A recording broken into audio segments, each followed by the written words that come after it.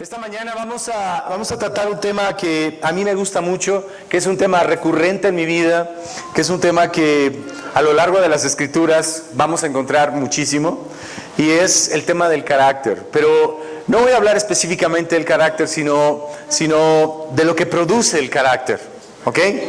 El carácter, como ya les he dicho en otras ocasiones, es una de las áreas, o es el área donde Dios trabaja mejor.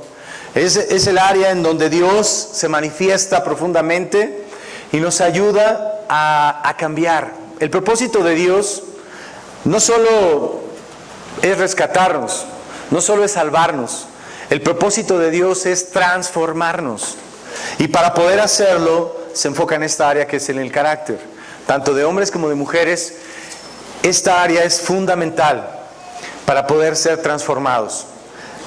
El objetivo principal de que tú estés aquí esta mañana no es simplemente para que vengamos a alabar, no es simplemente para que nos reunamos como amigos, como familia, que eso es increíble y está bien, pero el propósito principal del por qué Dios te trajo a este lugar es porque quiere transformar tu vida, quiere que seas otra persona, quiere que dejes de ser el que eres en este momento para que después de un corto tiempo tú puedas ser transformado y puedas ser alguien distinto.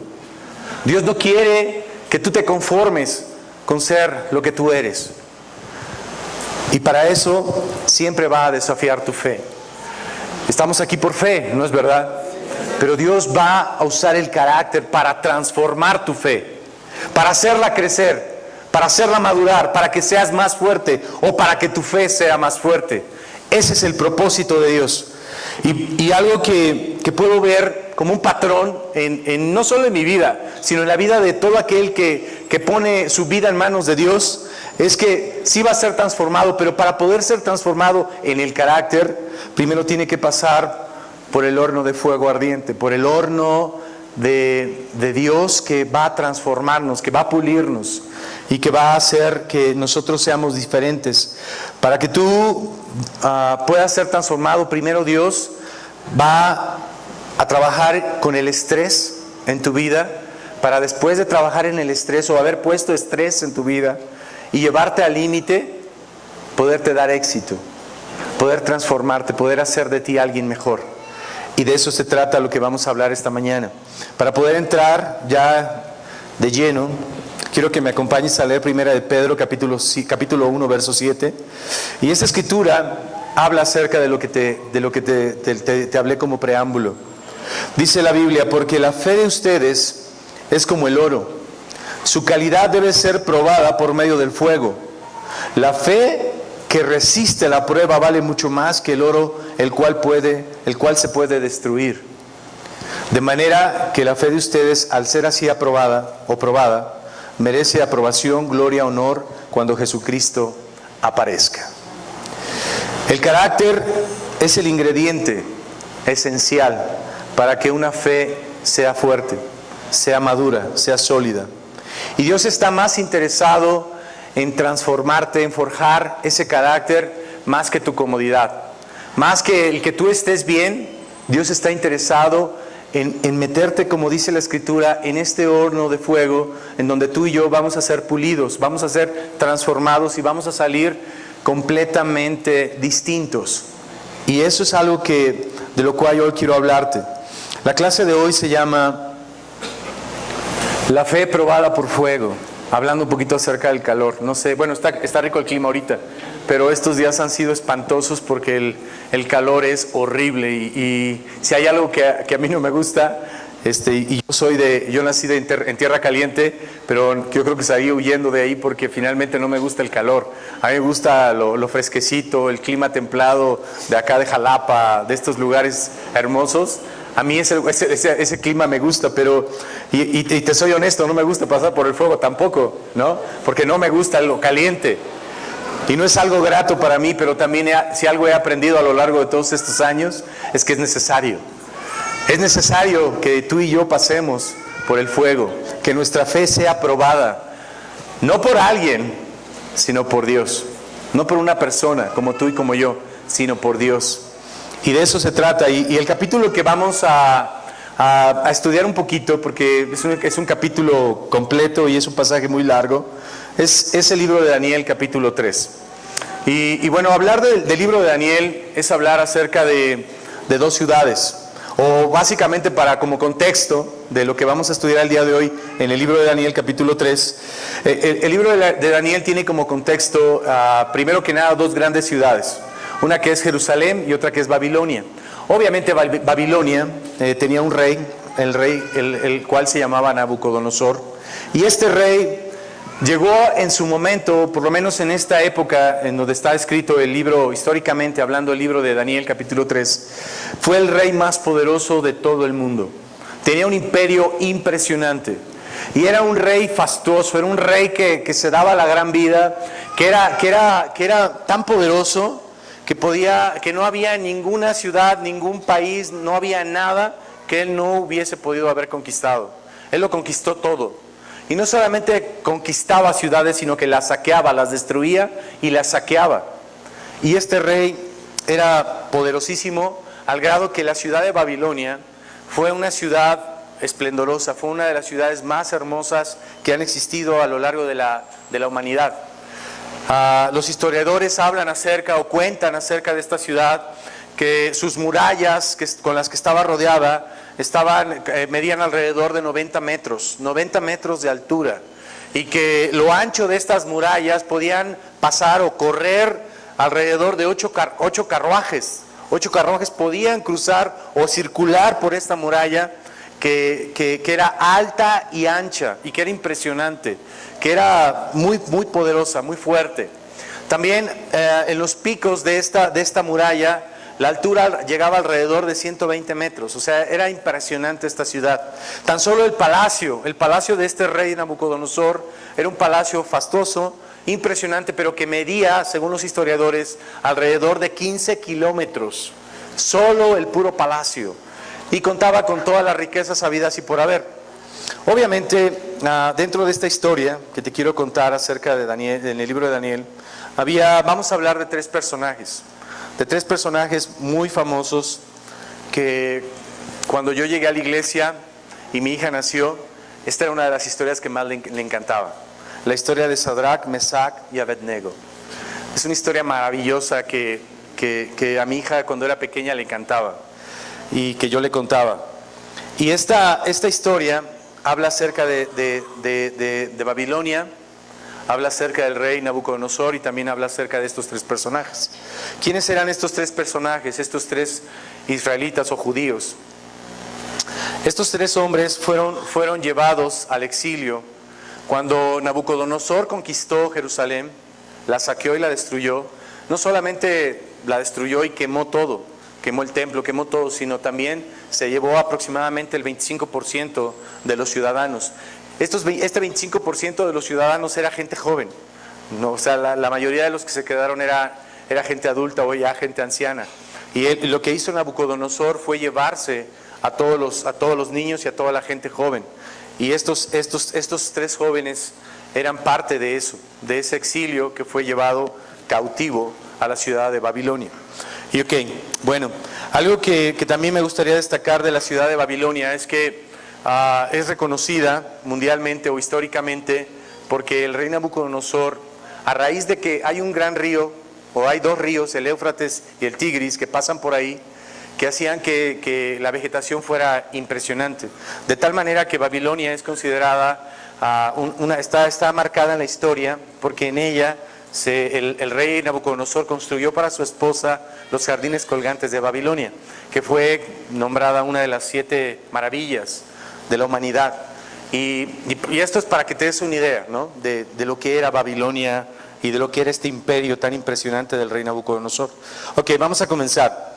Versículo 1. Voy a empezar a brincar porque no voy a enfocarme tanto en los detalles. Voy a empezar a brincar un poquito y te voy a contar el contexto. Ok, versículo 1 para comenzar. Dice la Biblia: el rey Nabucodonosor mandó hacer una estatua de oro. Bueno, si hay algo que este hombre tenía, era ego, ¿no? Tenía un ego impresionante. ¿Qué tan impresionante? Bueno, dice que se mandó a hacer una estatua de oro. No literalmente de oro, sino recubierta, revestida. Algunos dicen que era de madera, otros dicen que era de piedra, pero lo que sí es que estaba recubierta de oro puro. Eso sí es verdad. Dice la Biblia que medía 27 metros de alto y 2 metros y medio de ancho, y que la mandó colocar en los llanos de Endura, que es una región alta, en donde obviamente su estatua se iba a ver por cualquier lado. ¿Ok? Versículo 4, dice: entonces los heraldos proclamaron a voz en cuello: a ustedes, pueblos, naciones, gente de toda lengua, se les ordena lo siguiente. Cuando habla acerca de gente de toda lengua, naciones, se habla acerca de que ellos habían conquistado todo lo conocido en ese entonces, y aparte habían traído muchas más gentes de otras razas, no solamente a los judíos, sino a otras razas también a vivir ahí, o alrededor de la ciudad de Babilonia, en las provincias de la ciudad de Babilonia. Y es entonces por eso que se les da esta orden. ¿Cuál es? Bueno, verso 5. Tan pronto como escuchen la música de trompetas, flautas, cítaras, liras, arpas, zampoñas y otros instrumentos musicales, deberán inclinarse y adorar la estatua de oro que el rey Nabucodonosor ha mandado erigir. Todo el que no se incline ante ella ni la adore será arrojado de inmediato a un horno en llamas. Algo que puedo ver aquí, por eso marcaba mucho el ego, es que este hombre, el rey Nabucodonosor, manda hacer una estatua de sí mismo. Y esta estatua que era impresionante, que era de oro, lo único que quería reflejar él era como: inclínense ante mi estatua. Y esto no es otra cosa más que una historia vieja que yo puedo ver en la Biblia, hablando por ejemplo en el inicio, cuando la serpiente, es decir, Satanás, tienta a Adán y a Eva, o a Eva específicamente, y le dice: si comes de este fruto serán como dioses. Bueno, lo que este hombre está haciendo es literalmente tomar una posición de Dios. Era tanta su arrogancia y era tanto su poder que llegó al punto de construirse esta estatua para que lo adoraran a él, para que adoraran y veneraran, se arrodillaran y lo adoraran a él, es decir, tomar una posición de Dios. Y el que no lo hiciera, dice la Biblia, iba a ser arrojado a un horno de fuego. Para el versículo 5 y 6, esto ya lo habían hecho, es decir, construyen la estatua, hablan acerca de los instrumentos de esta música que se tenía que escuchar, y que cuando se escuchara tenían que arrodillarse. ¿Ok? Bueno, para el versículo 5 y 6 esto ya era un hecho, ya varios se habían arrodillado. Voy a dar un pequeño brinco al versículo 12, y hubo obviamente tres judíos que no lo hicieron, y todos los demás lo hicieron, y eso lo puedes ver desde el versículo 6 al versículo 2. En el versículo 12 leemos y dice la Biblia: pero hay algunos judíos, es decir, algunas autoridades, compañeros de ellos, Sadrach, Mesach y Abednego, eran funcionarios, eran gente de confianza del rey, que a lo largo de la historia, ellos estaban alrededor de sus 20 y tantos, casi 30 años, y ellos ya habían hecho varias cosas que habían hecho que el rey confiara en ellos. Y entonces la confianza que Nabucodonosor tenía sobre ellos era tanta que los había puesto como gobernadores de algunas de estas provincias alrededor de Babilonia. Pero no solamente eran ellos, sino eran muchos más gobernadores. Y entonces dice el verso 12: pero hay algunos judíos a quienes su majestad ha puesto enfrente de la provincia de Babilonia, que no acatan sus órdenes, no adoran a los dioses de su majestad, ni a la estatua de oro que mandó erigir. Se trata de Sadrach, Mesach y Abednego. Algo que puedo ver aquí es que dentro de lo que acabamos de leer hasta este punto, es que hay 3 tipos de personas, y eso no ha cambiado hasta el día de hoy. ¿Cuál es este tipo de personas? Los egoístas, o los egocéntricos, o los que se creen mucho, los aduladores, y también los que se mantienen firmes, los que se paran y se mantienen firmes. Y estas 3 personas yo las he encontrado a lo largo de mi vida, y aún yo en algún momento he formado parte de estas 3: de los egocéntricos, de los aduladores y también de los que se paran y se mantienen firmes. Versículo 14 dice, Nabucodonosor les dijo: ustedes tres, ¿es verdad que no honran a mis dioses ni adoran a la estatua de oro que me he mandado erigir? En cuanto escuchen la música de los instrumentos musicales, más les vale que se inclinen ante la estatua que he mandado hacer y que la adoren. De lo contrario, serán lanzados de inmediato a un horno en llamas, y no habrá Dios capaz de librarlos de mis manos. Quiero que veas la arrogancia que este hombre tenía. Dice aquí, no habrá Dios capaz de librarlos de mis manos, de mi poder. Es decir, ustedes están en mis manos, yo soy el rey, yo soy el Dios en este momento. Y ustedes no quieren inclinarse, no quieren someterse ni a mí ni a la estatua que he erigido. Y en pocas palabras les dice, hagamos una competencia. Ustedes están en mis manos. Si no se arrodillan en este momento, serán llevados a este horno de fuego. Pero si lo hacen, entonces yo los perdonaré. Hagamos una competencia. ¿Quién es más poderoso, su Dios o yo? Y eso es de alguna manera lo que él los estaba tratando de intimidar de esta manera, llevándolos al límite. ¿Su Dios creen que puede salvarlos? Porque están ustedes en mis manos.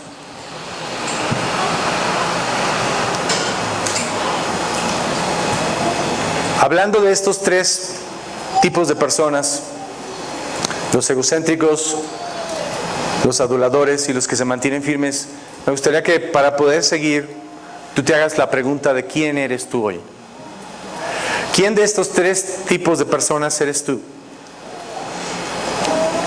O por lo menos, ¿cómo te consideran los demás que eres? Porque eso es muy importante para lo que vamos a ver más adelante. Leemos. ¿Por qué estos judíos no se habían inclinado? ¿Por qué no quisieron inclinarse? Bueno, simple y sencillamente porque en ellos había una convicción, había una enseñanza que había sido transmitida de generación en generación y que está en el libro de Éxodo capítulo 20. Y obviamente ellos no querían romper esta ley o estas dos leyes. Había dos leyes a los cuales si ellos se inclinaban iban a ser rotas. ¿Cuáles eran? La primera, versículo 3, cuando dice, no tengas otros dioses además de mí. Y el segundo mandamiento es, no te inclines delante de ellos ni los adores. Yo, el Señor tu Dios, soy un Dios celoso. La razón por la que estos hombres se mantuvieron firmes cuando oyeron la música y todo el mundo se arrodilló y ellos se quedaron parados, fue por esta escritura, fue por esta convicción, por esta enseñanza, por este mandato que ellos habían recibido de generación en generación. Adora solo a Dios. Y esto fue lo que provocó que el rey, dice la Biblia, se llenara de ira. Versículo 16. Sadrach, Mesach y Abednego le respondieron a Nabucodonosor: no hace falta que nos defendamos ante su majestad. Si se nos arroja al horno en llamas, el Dios al que servimos puede librarnos del horno y de las manos de su majestad. Algo que estos hombres estaban haciendo era enfrentar literalmente al hombre más poderoso del mundo conocido de esa época, al hombre que tenía el poder para matarlos. Y algo que me impresiona mucho es la convicción, la seguridad con la que se paran firmes delante de él y les dicen: no es necesario que nos defendamos, no es necesario que hagamos nada, porque el Dios al que servimos puede librarnos. Y esta es una de las declaraciones que más me encanta del pasaje. Dios puede rescatarnos. El Dios al que nosotros adoramos, Él tiene el poder para salvarnos. Él es más poderoso que usted. Él puede hacer eso. Él puede librarnos del horno. Nuestro Dios puede salvarnos de sus manos. Cuando tú y yo no conocemos la Biblia, es muy fácil que podamos ser amedrentados, que podamos ser espantados, o que cuando pasamos por las crisis nos apaniquemos y no sepamos qué hacer. Una de las cosas que estos hombres sí conocían era la palabra de Dios, como te mostré en la escritura anterior de Éxodo. En Isaías 43, verso 2, dice la Biblia: cuando cruces las aguas, yo estaré contigo. El que está hablando aquí es Dios. Cuando cruces los ríos, no te cubrirán sus aguas. Cuando camines por el fuego, no te quemarás, ni te abrazarán las llamas. Yo, el Señor tu Dios, el Santo de Israel, tu Salvador, es el que lo dice.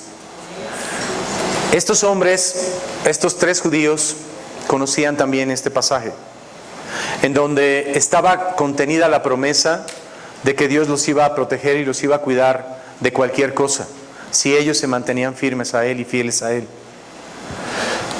Por eso es bien importante que conozcamos la Biblia. Por eso, amigo, es importante que tú conozcas la Biblia. La Biblia, ¿cuántos tienen coche aquí? Levanten la mano. Muy poquitos, como 6. Ok, casi no tienen coche. O no lo trajeron hoy porque no circula. Pero todos los que tenemos coche, de alguna manera tenemos que tener un seguro, una póliza de seguro contra daños, ¿no es verdad? Es por ley, es reglamento. No importa el modelo que tengas, tienes que tener una póliza de seguros, por si no lo sabías. Y yo no sé si te ha pasado, pero ¿qué ha pasado o si te ha pasado esto que me pasó alguna vez a mí?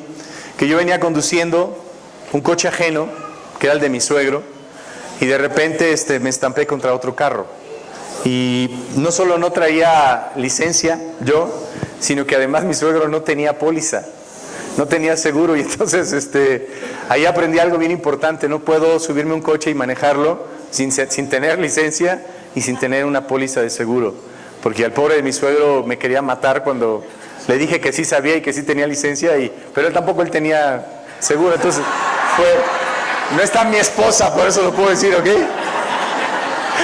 Pero algo que me di cuenta es que fue terrible, o sea, me espanté, literalmente, porque sí le di un buen golpe al otro coche. Y no solo ese, o sea, el coche de mi suegro era un buen coche, pero el carro al que le pegué era un carro nuevo. Entonces, al pobre de mi suegro no me cobró nada, pero a él le salió caro. Tener una póliza de seguro es muy bueno, pero ¿cuántos de ustedes que tienen pólizas realmente se han sentado a leerla? ¿O realmente cuántos de ustedes están conscientes de qué es de lo que te cubre? Te digo una cosa: si tú y yo, que tenemos un coche y debemos de tener una póliza de seguros, conocemos perfectamente de qué es lo que nos cubre, te digo una cosa, porque por lo menos así es en mi caso, yo ando seguro. O sea, yo me siento tranquilo, porque si al final de cuentas, por algún accidente, por algún imprevisto, por alguna tontería quizás de alguien más o mía, yo llego a pegarle o incluso lastimar a alguien, yo sé que estoy protegido. Y eso me trae paz para poder manejar, cosa que no tenía antes cuando no tenía la licencia. Bueno, cuando tú conoces la Biblia es de la misma manera, es exactamente lo mismo. Es como tener una póliza, es como estar seguro, es como tener una garantía de todo está en orden, no pasa nada. Así yo pase por el horno, así yo tenga dificultades o haya crisis en mi vida, yo estoy confiado. ¿Por qué? Porque tengo un Dios que me protege, porque tengo un Dios que me va a cuidar. Pero si tú no conoces la Biblia, pero si tú no conoces este tipo de promesas, créeme, cuando estés pasando por el horno, vas a estar muy angustiado y vas a estar muy preocupado. Por eso es súper importante que conozcamos la Biblia y que conozcamos pasajes como este. ¿Por qué? Porque es como nuestro seguro de vida. ¿Amén? Ok, seguimos leyendo. Versículo 18.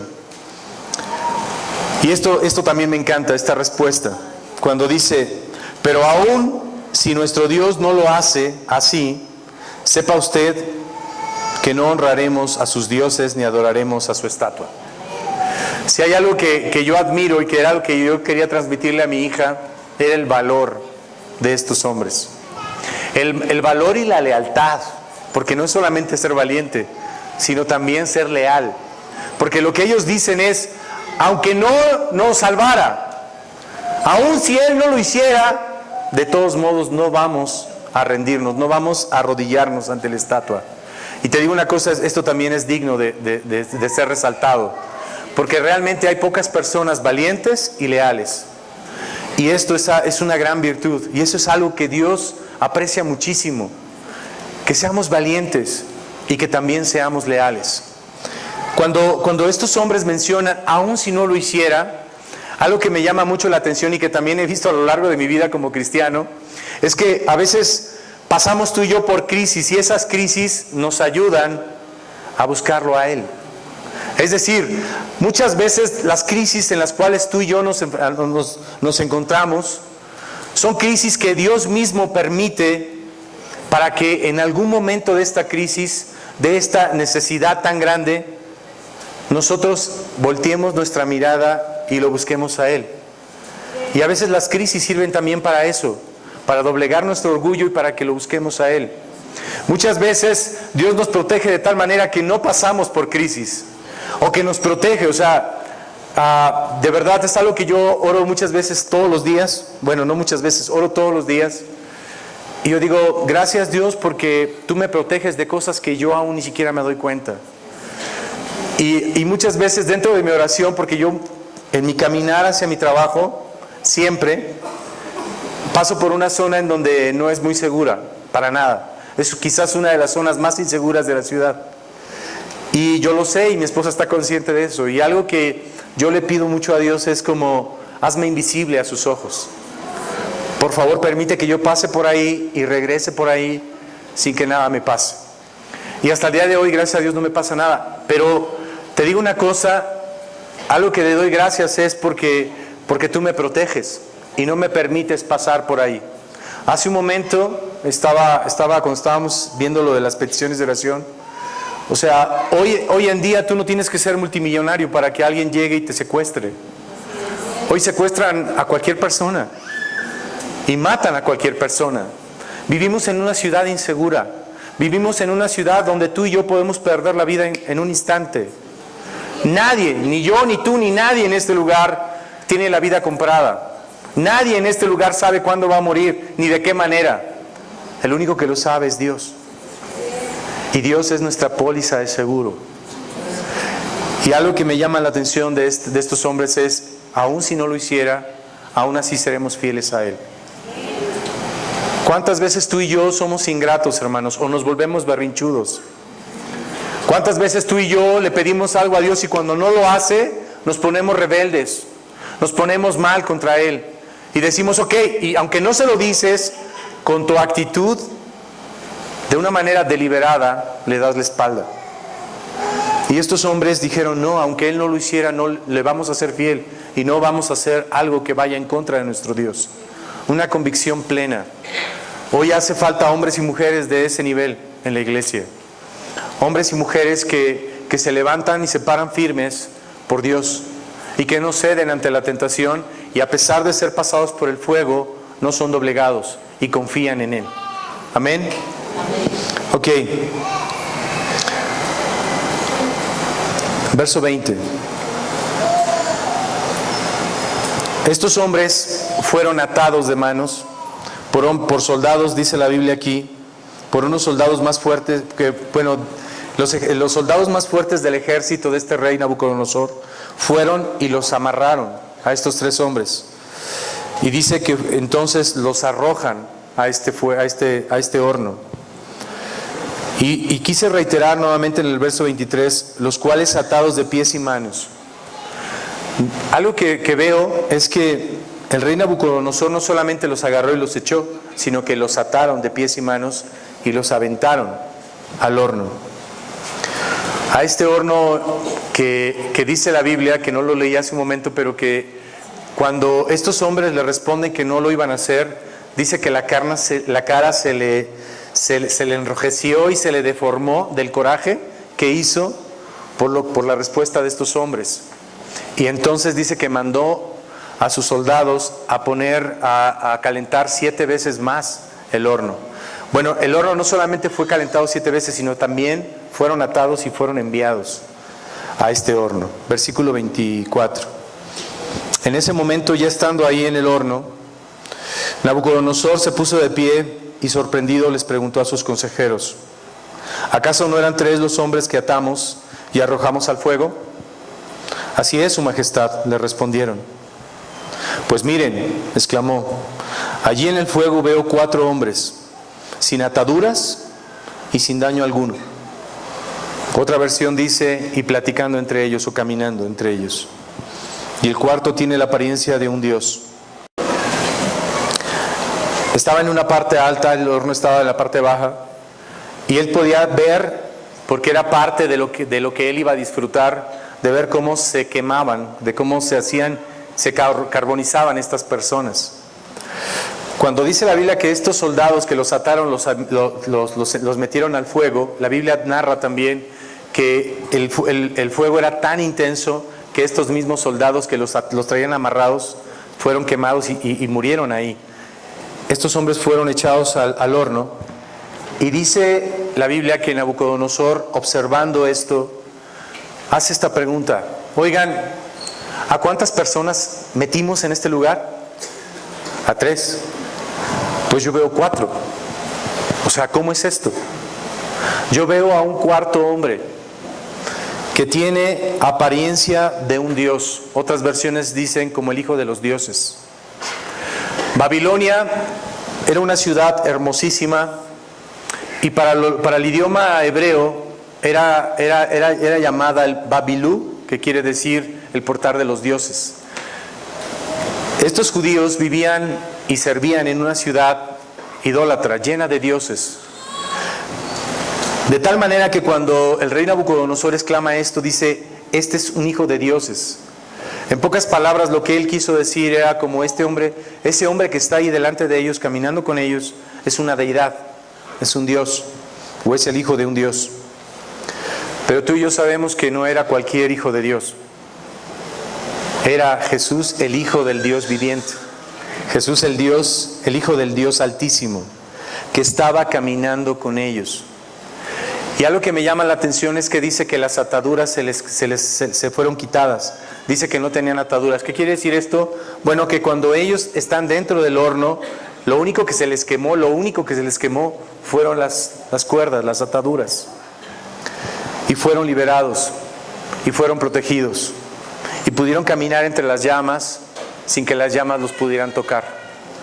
Y no solamente eso, disfrutaron de la compañía del Hijo de Dios, que estaba con ellos ahí, caminando. Dios siempre va a caminar contigo en medio de las necesidades, en medio del horno, en medio de las crisis. Dios siempre va a caminar contigo. Cuando tú eres leal, cuando tú eres valiente, cuando tú te mantienes firme, cuando mantienes tus convicciones firmes, ten por seguro una cosa: Dios va a caminar contigo, Jesús va a caminar contigo. Y además Él lo prometió, Él lo va a hacer hasta el final de los días, hasta el final del mundo. Él va a caminar contigo. ¿Qué representa esto de las ataduras? Bueno, no voy a ahondar mucho en eso, pero estos hombres cuando entraron eran unos, y cuando salieron de este horno eran otros. Las ataduras representan o simbolizan cosas que nos tienen cautivos, cosas que nos detienen, cosas que nos impiden avanzar. Bueno, cuando tú eres pasado por el fuego, estas ataduras que te detienen son quitadas, y entonces tú entras siendo de una manera y sales siendo de otra manera. ¿Qué es lo más triste? Que durante años quizás Dios te ha metido en el horno y no has cambiado. Sigues siendo el mismo egoísta, egocéntrico o egocéntrica hasta el día de hoy. Y eso es bien triste, porque las mismas ataduras con las que entraste son las mismas ataduras con las que saliste. Y te siguen controlando, y te siguen dominando, y te siguen deteniendo, y siguen impidiendo que tú crezcas en tu fe, y que tú seas un hombre que se para firme, confiando en Dios.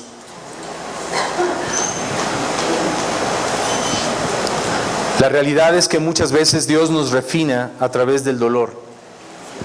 A través de quizás no vamos a ser quemados, pero sí vamos a pasar por este horno del dolor. Fíjate bien lo que dice Isaías 48, que me encontré. Dice el versículo 10 de capítulo 48 de Isaías, dice: mira, te he refinado, pero no como a la plata que es metida en el horno. Te he probado en el horno de la aflicción. Si hay algo que de verdad Dios hace, es eso: traer aflicción a nuestras vidas una y muchas veces. ¿Para qué? Para transformarnos, para quitar nuestras ataduras, para transformarnos, para trabajar en nuestro carácter. De eso se trata. Amén. Tú y yo somos unos y salimos después de esa prueba siendo otros. Recuerdo muy bien que quizás esto lo he compartido algunas veces. Recuerdo que una vez estando en el hospital, mi mamá a punto de morir, ella tuvo una agonía muy larga, tuvo una cirugía de corazón abierto y la cirugía estuvo bien, la cirugía fue muy buena, el problema fue la recuperación, porque en la recuperación fue donde empezó a tener complicaciones y entonces empezó a decaer. Y ella tuvo una agonía como de un mes, al cual no se la deseo a nadie, porque es una agonía que tú estás peleando para que ella se recupere, estás animándola para que ella se levante, tu deseo es que ella se recupere y en lugar de recuperarse ella va deteriorándose. Y es ahí donde quizás yo te lo comparto porque fue probada mi fe. Mi fe ha sido probada infinidad de veces, con muchas situaciones, pero si hay una que ha marcado mi vida de una manera literal, fue esa. Porque yo oraba todos los días y en todo momento porque mi mamá se recuperara. Porque ella había salido bien de la operación, porque todo había sido un éxito, porque la vi bien. Ella ni siquiera salió de la operación rapidísimo, empezó a recuperarse. Pero de repente algo pasó y empezó a deteriorarse y tuvo una agonía muy difícil. Y parte de la agonía que ella tuvo era el sufrimiento, porque yo la vi sufrir muchísimo. Y eso era lo que quizás más me pesaba. Porque cuando yo decía, Dios, sálvala, rescátala, sánala. Yo te he sido fiel, yo creo en ti, tú eres mi Dios. Sálvala. Pero un día mi mamá murió.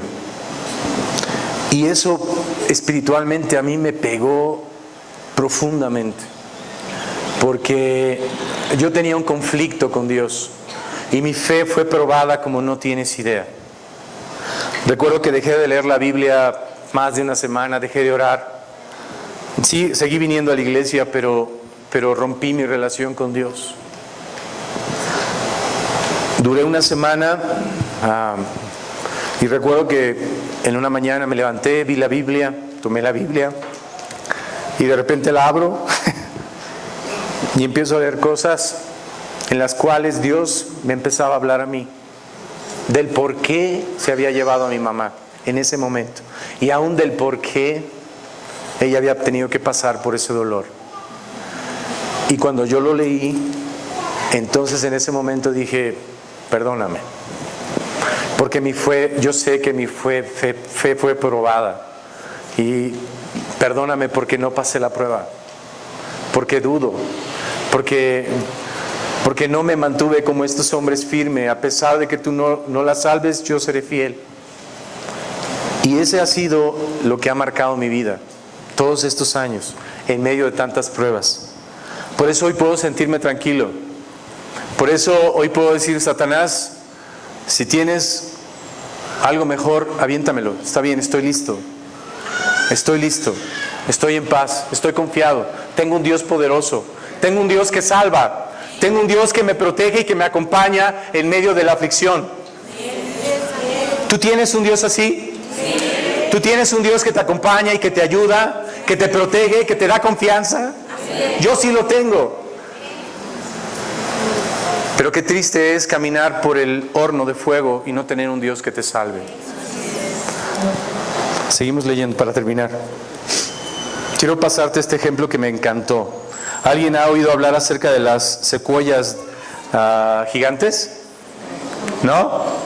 Las secuoyas gigantes son unos árboles enormes que miden alrededor de 120 metros, que tienen una vida aproximada como de 2000 años y son una especie como de pinos gigantes que hay no en todas las partes del mundo, pero hay una parte en Los Ángeles, en Estados Unidos, que hay un parque de estas secuoyas gigantes. Y estos árboles inmensos, gigantes, poderosos, tú puedes ver, son tan grandes que un ser humano se ve de esa manera, de ese tamaño.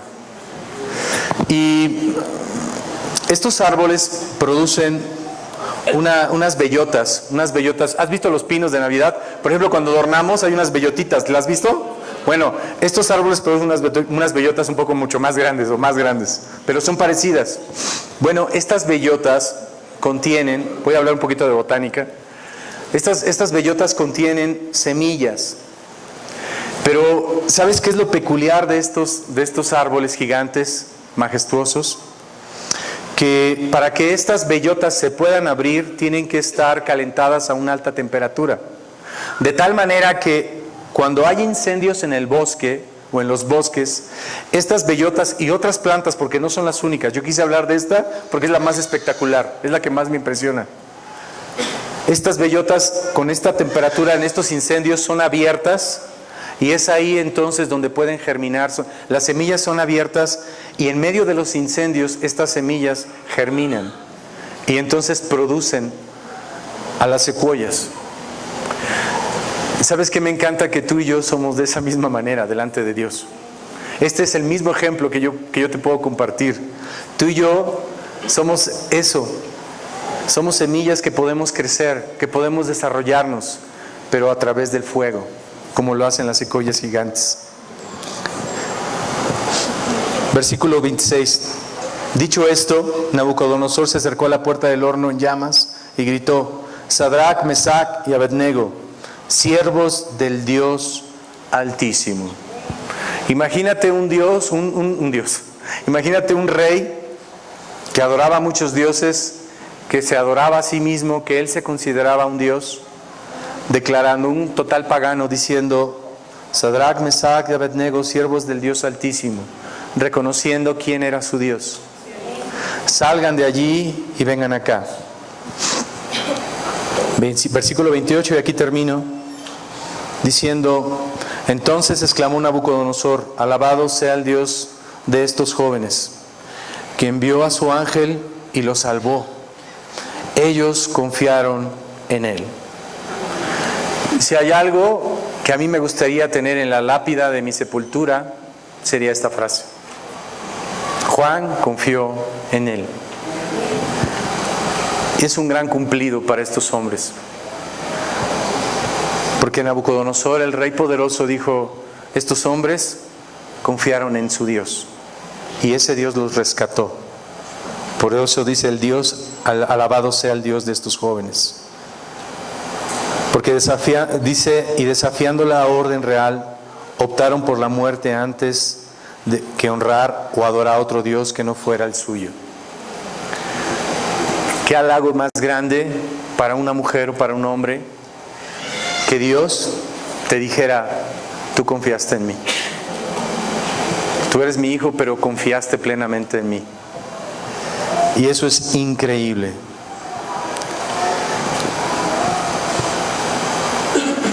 Y cierro en el versículo 29 cuando dice Nabucodonosor: no hay otro Dios que pueda salvar de esta manera. Él estaba convencido: no existe otro Dios conocido por mí, dice el rey, que pueda hacer esta proeza, que pueda salvar de esta manera. Pero ¿sabes qué es lo más especial? Que esta escritura